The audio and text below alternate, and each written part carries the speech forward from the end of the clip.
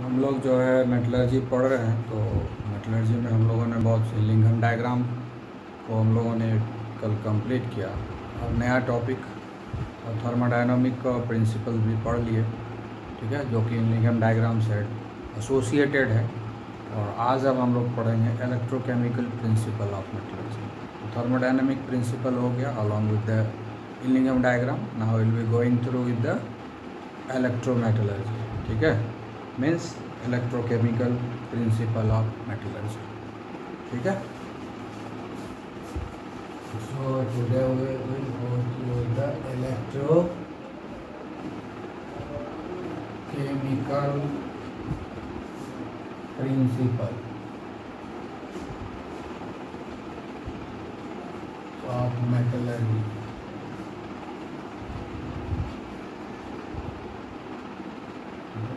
This is also known as electrometallurgy. Electrometallurgy. This is also known as electrometallurgy. Clear. अब ये electrometallurgy हम लोग कहाँ अप्लाई करते हैं, ठीक है ना। इलेक्ट्रोमेटलर्जी किसको किसको बोलते हैं? तो प्रोसेस ऑफ इलेक्ट्रोलिसिस है, जिससे कि हम मेटल का एक्सट्रैक्शन करते हैं, इसी को हम इलेक्ट्रोमेटलर्जी बोलते हैं, ठीक है। तो कहाँ कहाँ अप्लाई करेंगे? इलेक्ट्रोकेमिकल प्रिंसिपल जो होता है ना, ये अप्लाई होता है कहाँ? Applied for the reduction, applied for the reduction of metal ion, reduction of metal ions in solution or molten state, है ना। कोई चीज़ अगर मोल्टन स्टेट में, कोई मेटल आयन अगर सॉल्यूशन में है या मोल्टन स्टेट में है, तो उस समय जब हम रिडक्शन करते हैं उस मेटल आयन को, ठीक है ना, इलेक्ट्रिसिटी के हेल्प से, तो इसको हम लोग बोलते हैं इलेक्ट्रोकेमिकल प्रिंसिपल, या इसको बोलते हैं इलेक्ट्रोमेटलर्जी। क्लियर। तो एक जगह ये अप्लाई होगा। उसके बाद रिडक्शन जो होता है वो कैसे कैसे होता है? तो रिडक्शन अकर, है ना, reduction occur by electrolysis, electrolysis or by adding reducing agent, or by adding reducing agent, ठीक है। इलेक्ट्रोकेमिकल प्रिंसिपल हम लोग आगे कैसे बढ़ाते हैं? या तो हम लोग इलेक्ट्रोलिसिस कराते हैं या कोई रिड्यूसिंग एजेंट का यूज़ करते हैं, दोनों को यूज़ करके, लेकिन इलेक्ट्रिसिटी का इन्वॉल्वमेंट रहेगा, ठीक है ना। तो इसको हम लोग बोलते हैं इलेक्ट्रोमेटलर्जी। तो प्रिंसिपल आखिरकार है क्या? हम लोग पढ़ चुके हैं इलेक्ट्रोकेमिकल प्रिंसिपल, पहले ही पढ़ चुके हैं। जब हम पढ़ रहे थे पहले, जब इलेक्ट्रोकेमिस्ट्री पढ़े वहीं पढ़ चुके हैं। तो हम सिर्फ वहाँ के रिमाइंड करा देंगे क्या पढ़े थे हम लोग वहाँ इलेक्ट्रोकेमिस्ट्री में पढ़ चुके हैं, है ना। जब इलेक्ट्रोकेमिस्ट्री में हमने केमिकल इक्विलिब्रियम का प्रिंसिपल को इस्टेब्लिश किया था, उस समय ये फॉर्मूला हमने बताया। यही है इलेक्ट्रोकेमिकल प्रिंसिपल, यही है हमारा इलेक्ट्रोकेमिकल प्रिंसिपल ऑफ मेटलर्जी, ठीक है। इसी को देख करके हम पता लगाते हैं कि ये जो है कितना इलेक्ट्रिसिटी का रिक्वायरमेंट होगा, कितना वोल्टेज का ज़रूरत पड़ेगा, कितने करंट की ज़रूरत पड़ेगी, ठीक है, और कितना जो है हमारा मेटल का डिपोजिशन होगा। ये सारा चीज़ इसी फार्मूला से पता चल जाएगा, ठीक है ना। यहाँ पर लगा हुआ इसका मतलब, ये जो नॉट लगा हुआ है ना, इस नॉट का मतलब होता है स्टैंडर्ड कंडीशन, यानी ये जो रिएक्शन प्रोसेस हम लोग 25 डिग्री सेल्सियस पर करवाएंगे, जिसको स्टैंडर्ड कंडीशन रूम टेम्परेचर मान के चलते हैं। 298 केल्विन के ऊपर हम प्रोसेस करेंगे और उस प्रोसेस में हम देखेंगे कितना हमको पोटेंशियल डिफरेंस अप्लाई करना है, ताकि प्रोसेस ऑफ इलेक्ट्रोलिसिस हो जाए, इलेक्ट्रोलाइटिक रिडक्शन हो जाए, ठीक है ना। तो यहाँ पर हम लोग इलेक्ट्रोलाइटिक रिडक्शन करवाएंगे, और उस इलेक्ट्रोलाइटिक रिडक्शन कराने के लिए कितना हमको पोटेंशियल डिफरेंस देना पड़ेगा, कितना करंट पास कराना पड़ेगा, या कितना हमको जो है एनर्जी देना पड़ेगा, इलेक्ट्रिकल एनर्जी, ये सब इसी फार्मूला से पता चलता है, और इसी को हम लोग बोलते हैं इलेक्ट्रोकेमिकल प्रिंसिपल ऑफ मेटलर्जी, ठीक है ना। तो इसमें क्या क्या सिंबल है वो जरा पढ़ लेते हैं। डेल्टा जी नॉट तो समझ ही रहे हो, गिब्स फ्री एनर्जी है ना। डेल्टा जी नॉट क्या है? Delta G not change in free energy, change in free energy है। उसके बाद एन क्या है? Number of electrons, number of electrons taking part in the redox reaction, in the redox reaction, ठीक है। कितना इलेक्ट्रॉन रेडॉक्स रिएक्शन में participate कर, जो भी प्रोसेस ऑफ इलेक्ट्रोलिसिस होता है सब रेडॉक्स रिएक्शन, जहाँ भी रिडक्शन होता है ऑक्सीडेशन होता ही है, इसलिए रेडॉक्स रिएक्शन तो होना ही है, ठीक है। उसके बाद दूसरा सिंबल इसमें क्या है? एफ है। तो ये हो गया हमारा फैराडे ऑफ इलेक्ट्रिसिटी, ये भी बता चुके हैं, और इसका वैल्यू होता है 96,500 कूलम, ठीक है। उसके बाद एक टर्मिनोलॉजी और आता है ई नॉट, यह है इलेक्ट्रोड पोटेंशियल, ठीक है। ये क्या है? इलेक्ट्रोड पोटेंशियल, इसी को हम लोग बोलते हैं रिडक्शन पोटेंशियल।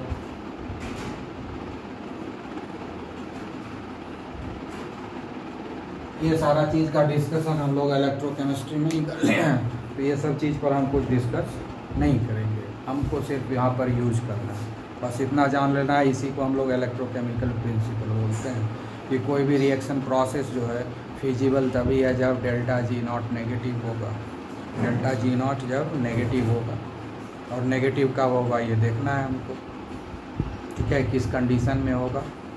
जिस कंडीशन में नेगेटिव होगा उसी कंडीशन में हम इस रिडक्शन प्रोसेस को करवा सकते हैं इलेक्ट्रिसिटी के हेल्प से, और इसी को हम इलेक्ट्रो मेटलर्जी बोलेंगे, ठीक है।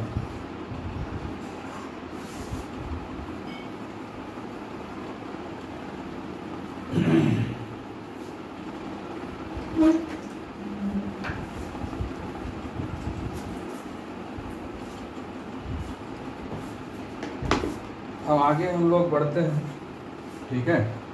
तो यहाँ पर जो है मेटल दो तरह का मिलेगा, मोर रिएक्टिव मेटल मिलेगा, लेस रिएक्टिव मेटल मिलेगा। मोर रिएक्टिव मेटल किसको बोलते हैं, लेस रिएक्टिव मेटल किसको बोलते हैं, ठीक है। ये सबको समझ में आना चाहिए, उसी के अनुसार तो होगा। तो मोर रिएक्टिव मेटल किसको बोलते हैं? जिसका जो है रिडक्शन पोटेंशियल मोर नेगेटिव होगा, है ना। मोर रिएक्टिव मेटल किसको बोलेंगे? मोर रिएक्टिव मेटल किसको बोलेंगे? जिसका reduction potential more and more negative होगा, ठीक है। तो मोर रिएक्टिव मेटल क्या है, क्या होता है उसके साथ? It have large negative value of the E naught value इसका वेरी हाई होगा, ठीक है। और जिसके चलते इसको हम रिड्यूस नहीं कर पाएंगे, and therefore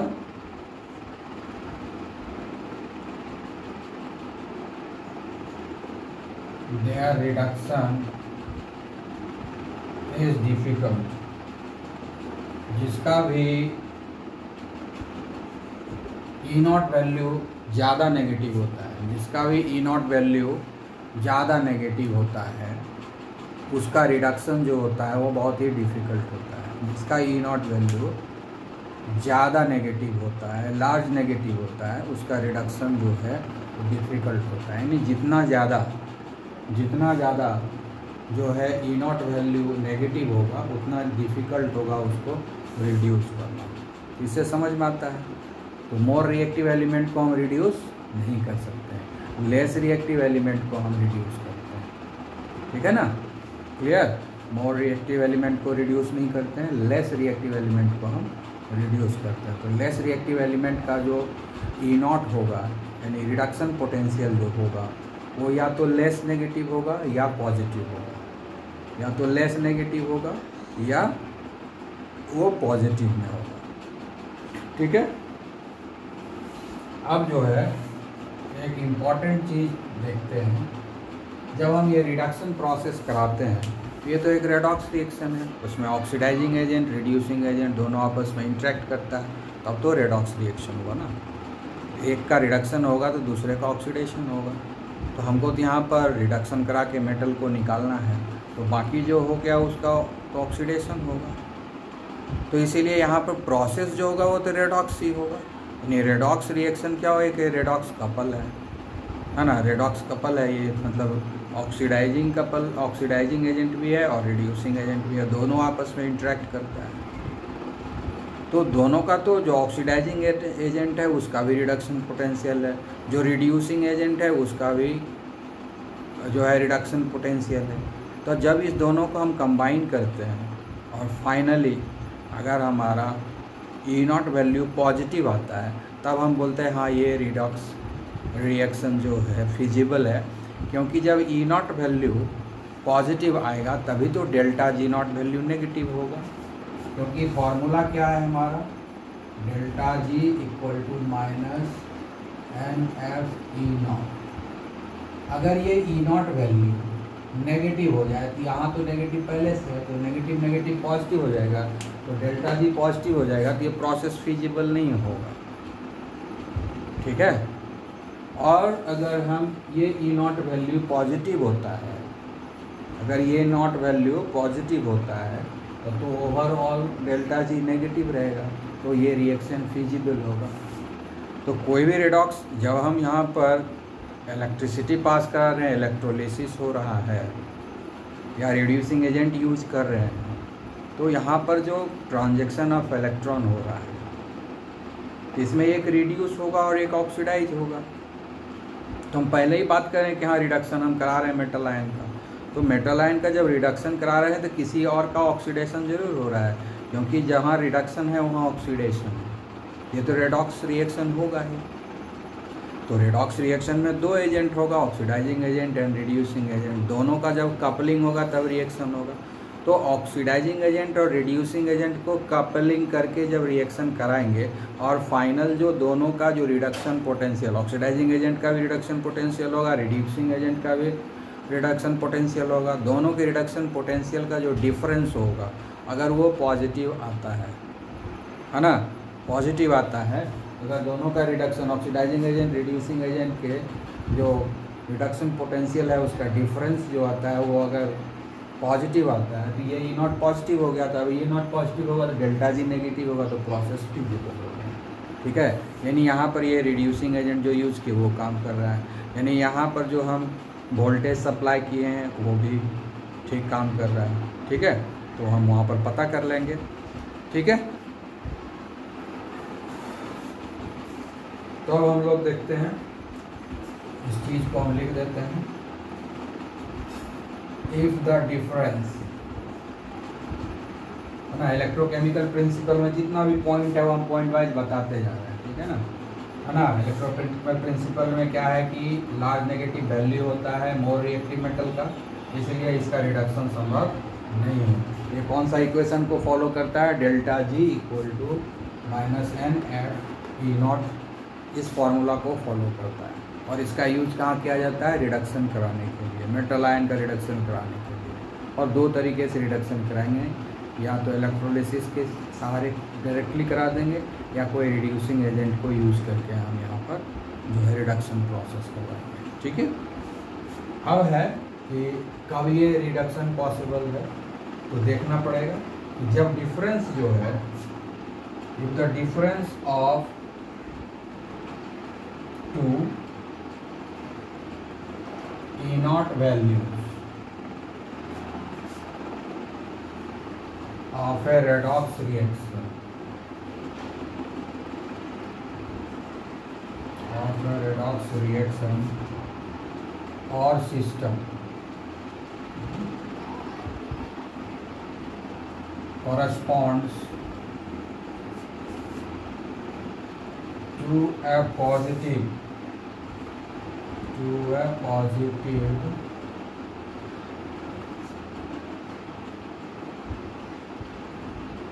E naught value and consequently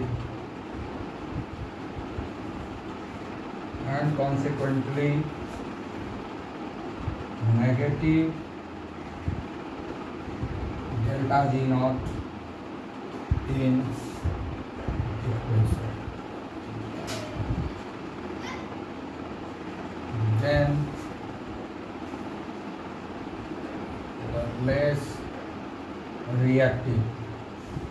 the less reactive metal will come out. Okay, will come out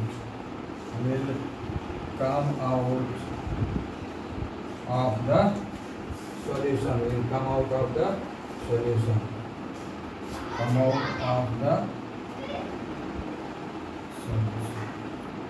ठीक है। तो इलेक्ट्रोलाइटिक प्रिंसिपल क्या है? इलेक्ट्रोकेमिकल प्रिंसिपल जो है यहाँ पर क्या है कि अगर दो reducing agent and oxidising agent का अगर हम कपलिंग किए हैं तो दोनों का अपना ई नॉट वैल्यू है।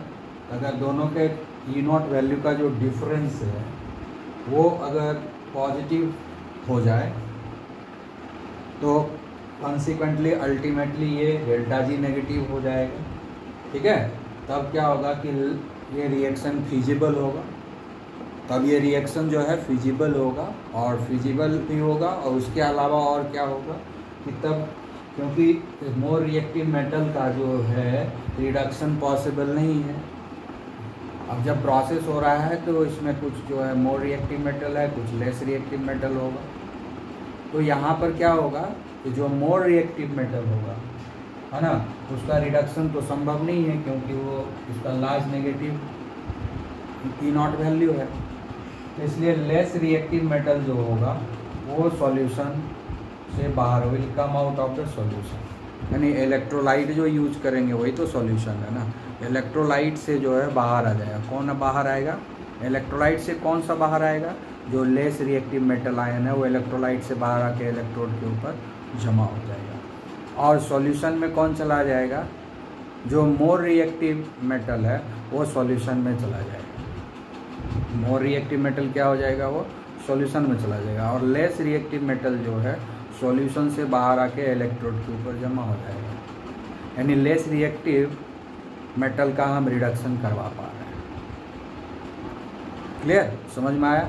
तो यहाँ पर क्या देख रहे हैं कि जब difference of E naught value है ना, दो सब्सटेंस है, दोनों का ई नॉट वैल्यू का डिफरेंस जो है अगर पॉजिटिव आ जाता है तो उसमें से जो मोर रिएक्टिव एलिमेंट है यानी जिसका ई नॉट वैल्यू बहुत ज़्यादा नेगेटिव है वो रिड्यूस नहीं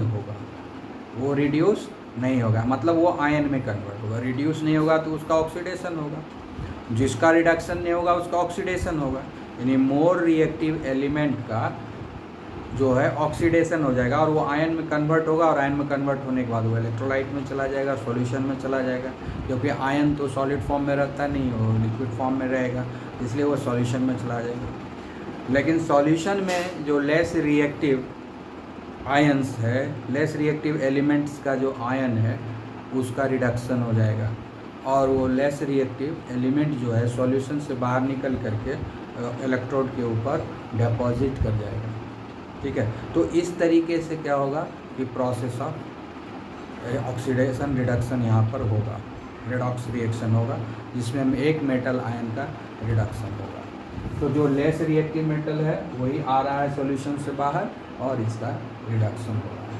ठीक है, तो इसका और आगे का हिस्सा क्या होगा?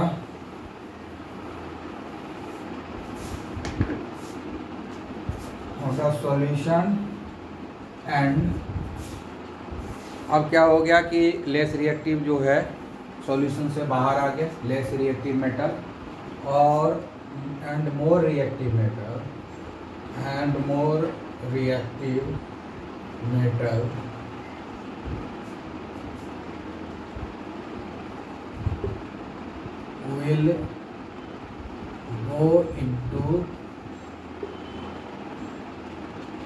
will go into the solution.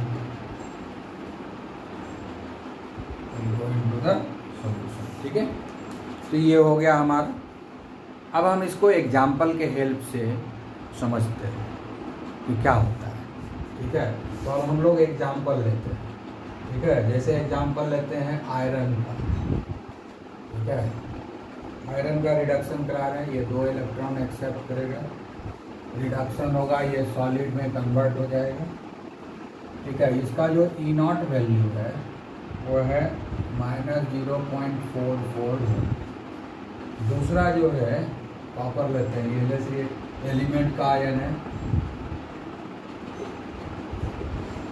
इसका जो रिडक्शन पोटेंशियल है वो पॉजिटिव है, लेस नेगेटिव भी नहीं है बल्कि पॉजिटिव हो गया। ठीक है, तो अब देखेंगे कि इसमें किसका रिडक्शन होगा, किसका ऑक्सीडेशन होगा। ठीक है, अभी जो हम लोग इलेक्ट्रोकेमिकल प्रिंसिपल पढ़े यहाँ पर, ठीक है, उसी पर बोलेंगे। क्या उसमें बोलता है कि लेस रिएक्टिव मेटल जो होता है will come out of the solution, वो सॉल्यूशन से बाहर आ जाएगा, और जो मोर रिएक्टिव मेटल होगा वो सॉल्यूशन में चला जाएगा। तो यहाँ पर क्या है कि आयरन जो है मोर रिएक्टिव है। यहाँ पर क्या है, आयरन जो है मोर रिएक्टिव है।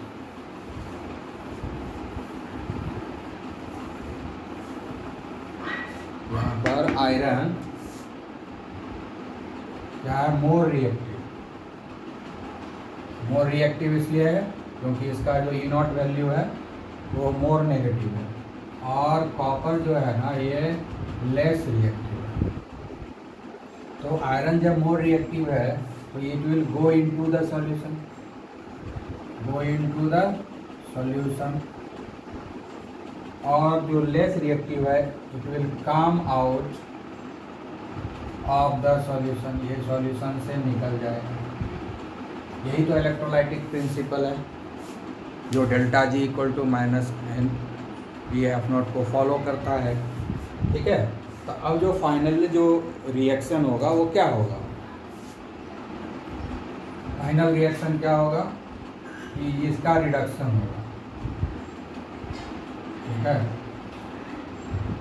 और कॉपर आयन रिड्यूस हो गया कॉपर सॉलिड में, और आयरन का ऑक्सीडेशन हो गया Fe2+, यानी जिसका रिडक्शन पोटेंशियल मोर नेगेटिव है उसका ऑक्सीडेशन होगा, जिसका रिडक्शन पोटेंशियल मोर नेगेटिव है उसका ऑक्सीडेशन होगा, जिसका रिडक्शन पोटेंशियल लेस नेगेटिव है उसका रिडक्शन होगा। तो यहाँ पर कॉपर आयन का जो रिडक्शन पोटेंशियल है वो लेस नेगेटिव है, इसलिए कॉपर आयन का रिडक्शन होगा। जबकि ये जो फेरस आयन है इसका रिडक्शन पोटेंशियल मोर नेगेटिव है, इसलिए इस तरह का रिडक्शन नहीं हो पाएगा, ये ऑक्सीडाइज होगा। मतलब क्या हो गया, यहाँ पर Fe2+ आयन जो है वो ज़्यादा स्टेबल है और Cu2+ आयन लेस स्टेबल है ना। कौन ज़्यादा स्टेबल है कौन कम स्टेबल है ये भी हम इससे पता कर सकते हैं। जितना ज़्यादा रिडक्शन पोटेंशियल नेगेटिव होगा, जितना ज़्यादा reduction potential more and more negative होगा वो आयन के फॉर्म में ज़्यादा स्टेबल होगा। इसलिए यहाँ पर ये Fe2+ आयन जो है मोर स्टेबल है। ठीक है, इसलिए उस स्टेट में रहना चाहेगा, आयन के फॉर्म में रहना चाहेगा। अब इसका जो है कॉपर का लेस नेगेटिव है, यहाँ तो लेस नेगेटिव है तो पॉजिटिव ही हो गया, लेस नेगेटिव की बात तो छोड़ ही दो, उससे भी ज़्यादा हो गया, ये पॉजिटिव हो गया। तो कॉपर आयन का लेस नेगेटिव है, तो जब लेस नेगेटिव जो होता है ना वो कम स्टेबल होता है। लेस नेगेटिव अगर E0 वैल्यू है तो वो लेस स्टेबल है, और मोर नेगेटिव E0 वैल्यू है तो वो मोर स्टेबल है। तो इसका E0 वैल्यू जो है मोर नेगेटिव है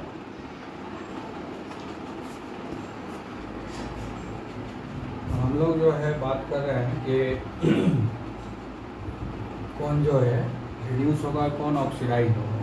इसमें सिंपल जो चीज़ क्या देखें कि जिसका E0 वैल्यू ज़्यादा नेगेटिव होता है वो ऑक्सीडाइज करेगा, और जिसका E0 वैल्यू जो है लेस नेगेटिव होता है वो रिड्यूस होगा। ऐसा इसलिए होता है कि जब E0 वैल्यू मोर नेगेटिव होता है तो उसका जो आयंस होता है वो जो है मोर स्टेबल होता है, ज़्यादा स्टेबल होता है। और जब E0 वैल्यू लेस नेगेटिव होता है या पॉजिटिव होता है तो उस समय उसका आयन जो है लेस स्टेबल हो जाता है। तो आयन जब लेस स्टेबल हो जाएगा तो ये आयन के फॉर्म में रहना नहीं चाहेगा, और ये आयन जो है क्योंकि मोर स्टेबल है तो इसलिए ये आयन के फॉर्म में रहना चाहेगा। तो आयन के फॉर्म में रहना चाहेगा तो ये तो सॉल्यूशन में जाएगा या लिक्विड के फॉर्म में रहेगा, ठीक है। और ये जो है सॉलिड फॉर्म में कन्वर्ट हो जाएगा, क्योंकि ये आयन के रूप में रहना नहीं चाहेगा, क्योंकि ये अनस्टेबल है और ये स्टेबल है, इसीलिए ये रेडॉक्स रिएक्शन हुआ। यहाँ पर आयरन जो है फेरस आयन में कन्वर्ट हो गया। आयरन जो है फेरस आयन में कन्वर्ट हो गया, यानी ये सॉल्यूशन में चला गया, और ये सॉल्यूशन में था कॉपर आयन, तो ये रिड्यूस हो गया, कॉपर आयन रिड्यूस हो गया क्योंकि इसका लेस नेगेटिव है या पॉजिटिव है E0 वैल्यू, इसलिए ये जो है लेस स्टेबल है, इसलिए ये स्टेबल होने के लिए जो है मेटल में कन्वर्ट हो गया इलेक्ट्रॉन को गेन करके। तो इस तरीके से क्या हो गया कि ये रेडॉक्स रिएक्शन हुआ और इसमें हमको जो है कॉपर मेटल मिल गया, ठीक है। तो इस तरीके से जो है हम लोग रिडक्शन प्रोसेस कराते हैं, और इस रिडक्शन प्रोसेस को हम लोग बोलते हैं इलेक्ट्रोमेटलर्जी, ठीक है। तो फाइनली क्या होता है कि प्रोसेस ऑफ इलेक्ट्रोलिसिस से जब हम किसी भी मेटल को एक्सट्रैक्ट करते हैं तो उसको हम बोलते हैं इलेक्ट्रोमेटलर्जी। तो उसका एक डेफिनेशन भी लिख लेंगे finally.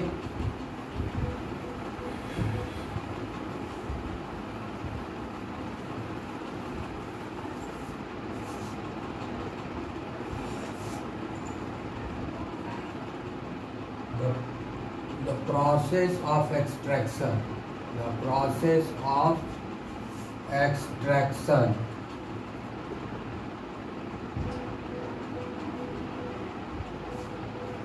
of metals by electrolysis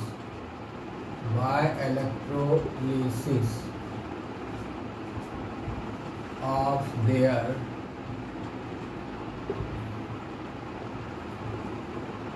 fused salt is called electrometallurgy.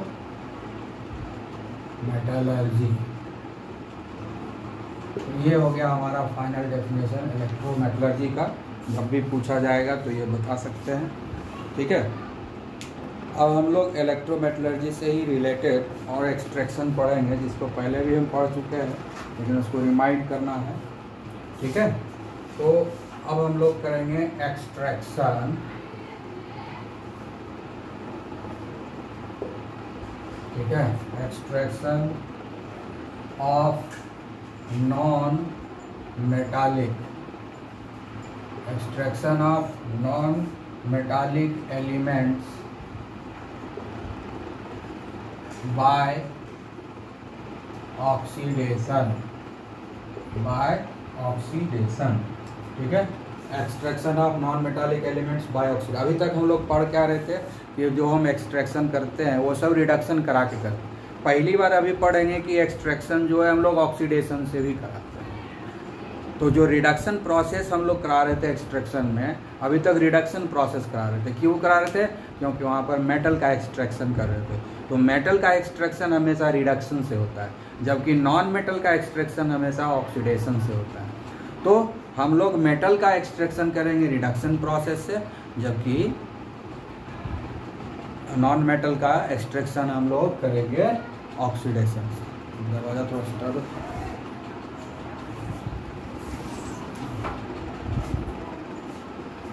Non metallic elements का जो हम एक्सट्रैक्शन करते हैं वो किससे करते हैं? ऑक्सीडेशन से करते हैं, तो ये नॉन मेटल का आप पढ़ेंगे। अभी तक जितना भी पढ़े थे अभी तक कहीं भी नॉन मेटल के बारे में डिस्कशन नहीं किए थे, सारा डिस्कशन मेटल के बारे में था। और मेटल का जो है वो क्या होता है, एक्सट्रैक्शन हमेशा रिडक्शन से होता है।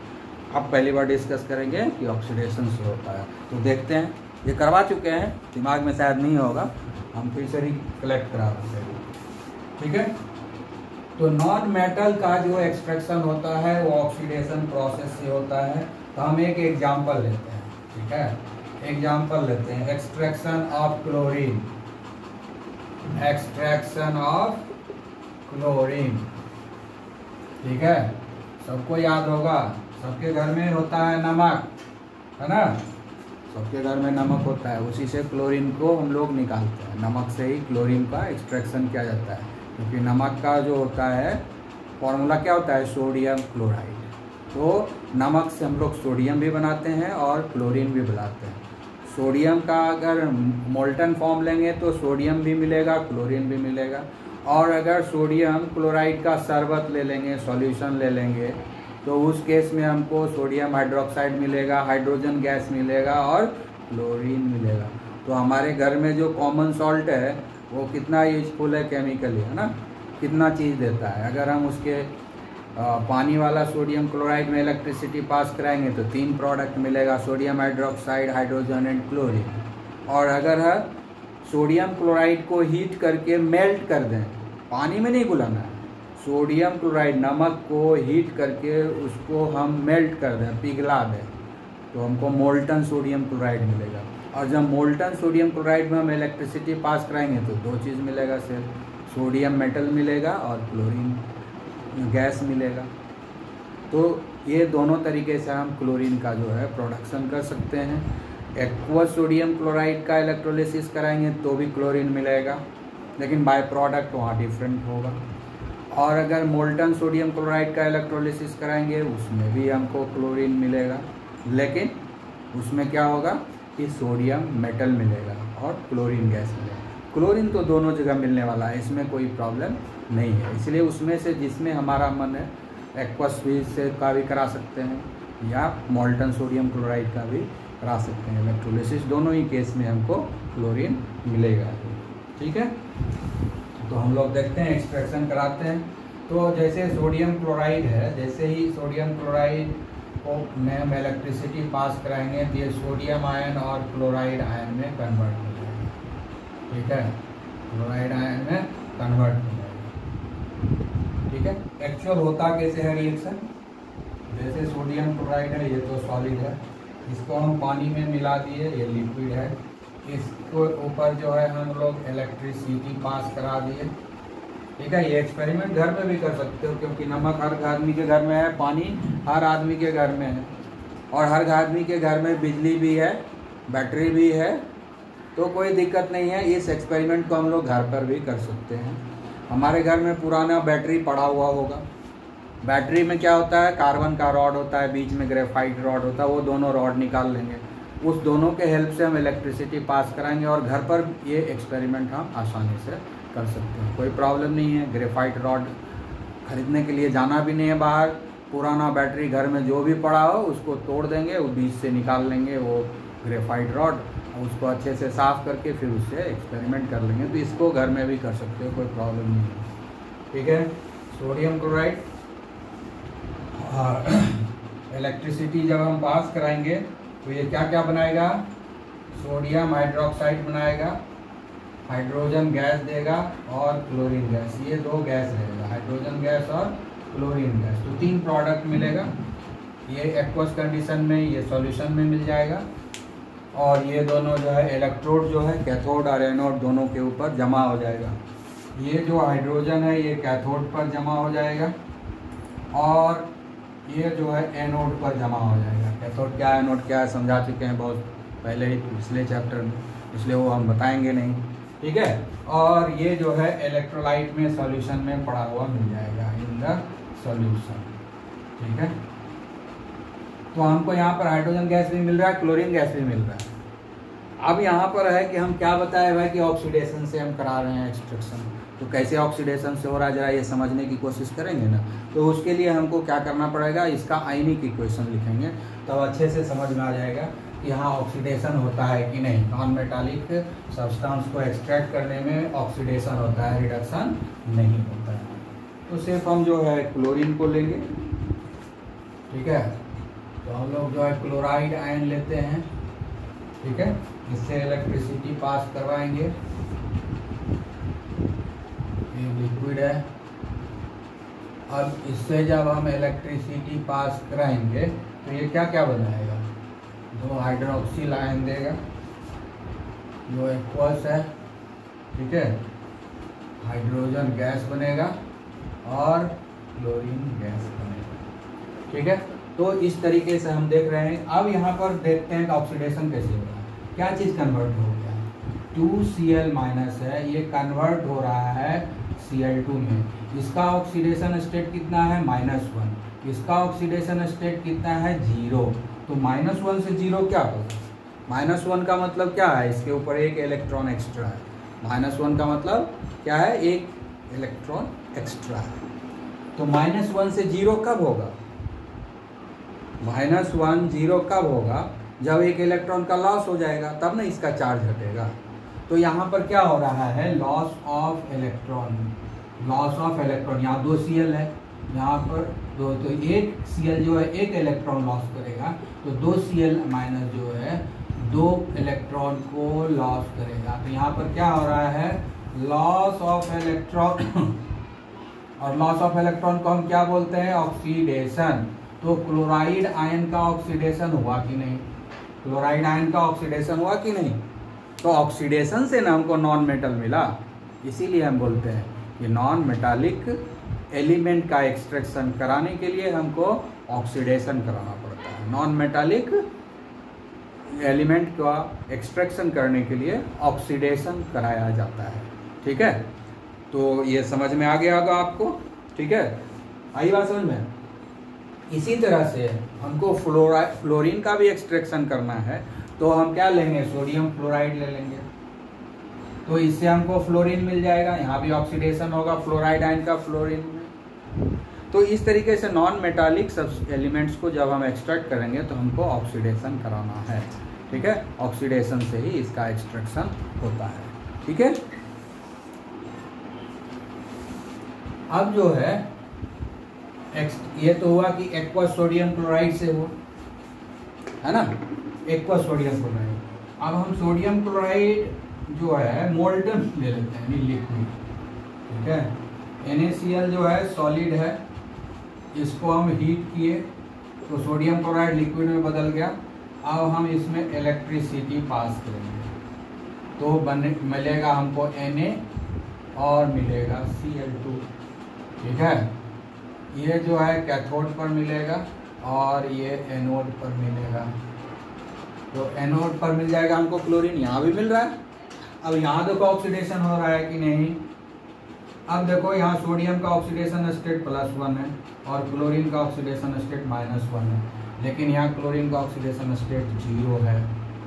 इसको अगर बैलेंस करना है तो 2 देना पड़ेगा यहाँ, ठीक है, ठीक है। अब देखो यहाँ पर वही चीज़ आ गया, 2Cl माइनस है और कन्वर्ट हो रहा है क्लोरीन में। तो क्या हुआ, ऑक्सीडेशन हुआ कि नहीं, वही चीज़ आ गया ना, जो ऊपर है वही चीज़ तो हो गया, ऑक्सीडेशन हुआ कि नहीं। तो चाहे मोल्टन स्टेट में हम इलेक्ट्रिसिटी पास कराएं सोडियम क्लोराइड से, चाहे एक्वस कंडीशन, दोनों ही केस में जो क्लोरीन का प्रोडक्शन हो रहा है with the help of oxidation हो रहा है। इसलिए हम कहेंगे कि नॉन मेटालिक सब्सटेंस का जो एक्सट्रैक्शन होता है वो ऑक्सीडेशन से होता है, रिडक्शन से नहीं होता है। जबकि मेटल का एक्सट्रैक्शन हमेशा रिडक्शन से होता है, ठीक है। तो याद रखना है, मेटल का रिडक्शन, मेटल आयन का रिडक्शन कराएंगे तो मेटल मिलेगा, और ठीक है ना, और नॉन मेटालिक आयन्स का रिडक्शन कराएंगे, ऑक्सीडेशन कराएंगे तो हमको नॉन मेटल मिलेगा। नॉन मेटालिक आयन का रिडक्शन कराएंगे, नॉन मेटालिक आयन का ऑक्सीडेशन, हमेशा रिडक्शन ही मुंह में घूमते रहता है क्योंकि खाली रिडक्शन की बात करते हैं। तो नॉन मेटालिक आयन का जब हम ऑक्सीडेशन करेंगे तो हमको नॉन मेटल मिलेगा, और मेटालिक आयन का जब रिडक्शन कराएंगे तो हमको मेटल मिलेगा। ये बात याद रखना है, दिमाग में घुसा कर रखना है, ठीक है, क्लियर। अब है कि ठीक है, ये तो पता चल गया किसका रिडक्शन होगा और किसका ऑक्सीडेशन होगा, लेकिन इलेक्ट्रोकेमिकल प्रिंसिपल ये भी तो बताता है कि कितना इलेक्ट्रिसिटी इसको देना पड़ेगा। ये चीज़ हमको पता चलता है पहले से, तब ना हम उस हिसाब से हम लोग इसको इलेक्ट्रिसिटी सप्लाई करेंगे। तो वो कैसे हम कैलकुलेट कर लें एक्सपेरिमेंट से पहले कि कितना इलेक्ट्रिसिटी जो है इसको ज़रूरत पड़ेगा, कितना पोटेंशियल देना पड़ेगा, कितना पोटेंशियल डिफरेंस होगा, कितना वोल्टेज देना पड़ेगा, ये कैसे पता चलेगा? तो जो फॉर्मूला दिया है डेल्टा जी नॉट वाला, उसी से पता चलेगा। ठीक है, क्लियर? तो हम लोग ज़रा कैलकुलेट करके अब देखेंगे कि मिनिमम पोटेंशियल डिफरेंस कितना देना पड़ेगा इस रिएक्शन को आगे बढ़ाने के लिए। ठीक है, ये जो हम लोग रिएक्शन लिखे थे अभी लिखे थे 2Cl माइनस से Cl2 जो बना है ना, इसमें लॉस कितना इलेक्ट्रॉन का हुआ था? 2 इलेक्ट्रॉन का लॉस हुआ। ये हुआ, इसका जो डेल्टा जी नॉट है ये कितना है मालूम है? -422 किलो जूल पर। ठीक है, डेल्टा जी नॉट इसी का है। ये तो शॉर्ट इक्वेशन लिखे, इसके पहले एक इक्वेशन लिखे हुए थे ना, इसके पहले एक इक्वेशन हम लिखे हुए थे, उसके बारे में भी बात करें। ठीक है, जिसमें पूरा रिएक्शन जिसमें हाइड्रोजन क्लोरीन सब बना के दिखाए थे हाइड्रोक्सिल आयन, उस रिएक्शन को लिख करके तुम ये लिखोगे, ज़्यादा अच्छा रहेगा। ठीक है, तो इस रिएक्शन में क्या हो गया कि डेल्टा जी नॉट इतना है, तो हम ये इतना डेल्टा जी नॉट हमारे पास आ गया है, तो हम पता कर लेते हैं कि वोल्टेज कितना मिलेगा। तो फॉर्मूला क्या है? Delta G naught equal to -N F E naught. ठीक है, अब डेल्टा जी क्या है? यहाँ किलो जूल पर मोल में दिया हुआ है, लेकिन ये डेल्टा जी नॉट जो है यहाँ पर जूल में रहता है। डेल्टा जी यहाँ पर क्या चीज़ में रहता है? जूल में रहता है। यहाँ पर जो डेल्टा जी भरा जाएगा वो जूल में रहेगा, क्योंकि इधर हम फैराडे जो 96,500 कूलम में लिखेंगे, तो उस सब चीज़ तो सेम यूनिट में होना चाहिए ना, इसीलिए हम जो है इसको किलो जूल को जूल बना देंगे। तो ये हो जाएगा 422 × 1000 जूल। ठीक है, माइनस नंबर ऑफ इलेक्ट्रॉन कितना है यहाँ पर? 2। फैराडे कितना हुआ? 96,500 कूलम और ई नॉट। तो इस हिसाब से हम ई नॉट निकालेंगे। ई नॉट जब निकलेगा तो क्या होगा? -422 × 1000/2 × 96,500। और जब इसको हम कैलकुलेट करेंगे तो ये आएगा -2.186। इसको लिख सकते हैं -2.2। ठीक है, तो ई नॉट क्या हो गया? -2.2 वोल्ट। इसका मतलब क्या हो गया कि अगर हमको क्लोराइड आयन का ऑक्सीडेशन कराना है तो कम से कम 2.2 वोल्ट हमको देना पड़ेगा। कम से कम जो है 2.2 वोल्ट जो है पोटेंशियल डिफरेंस अप्लाई करना पड़ेगा। अगर क्लोराइड आयन का हमको अगर ऑक्सीडेशन कराना है क्लोरीन में, तो मिनिमम 2.2 वोल्ट जो है वोल्टेज सप्लाई करना पड़ेगा। कि उसके नीचे अगर हम वोल्टेज देंगे 2.2 से नीचे अगर कोई हम वोल्टेज देंगे तो फिर जो है ये इसका जो है ऑक्सीडेशन संभव नहीं है। ठीक है, आई बात समझ में ना?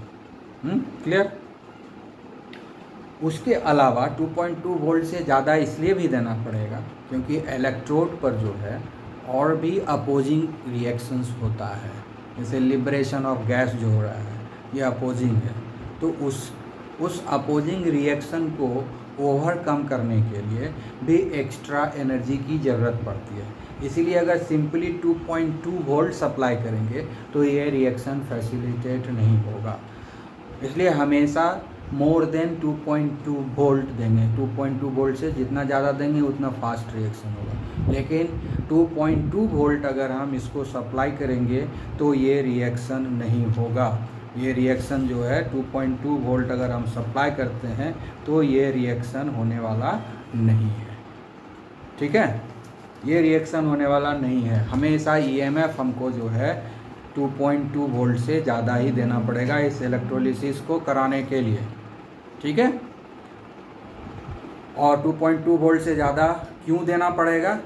क्योंकि इसमें कुछ अपोजिंग फैक्टर होता है, उस अपोजिंग केमिकल प्रोसेस होता है, उसको ओवरकम करने के लिए एक्स्ट्रा पोटेंशियल की ज़रूरत पड़ती है, ठीक है, जिसके लिए इसको 2.2 वोल्ट से ज़्यादा पोटेंशियल डिफरेंस अप्लाई करना पड़ेगा, तभी ये रिएक्शन फैसिलिटेट होगा।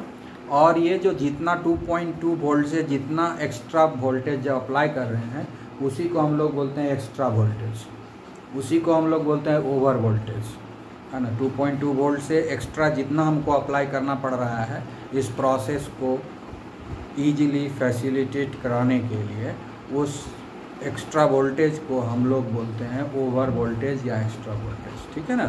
क्लियर? तो आप समझ गए ये कि हमको इलेक्ट्रो मेटलर्जी में पता चल जाता है कितना पोटेंशियल डिफरेंस है। पोटेंशियल डिफरेंस जब पता चल गया तो कितना इलेक्ट्रिसिटी सप्लाई करेंगे वो भी पता चल जाएगा। तो इस तरीके से इलेक्ट्रो मेटलर्जी हमको हेल्प करता है कि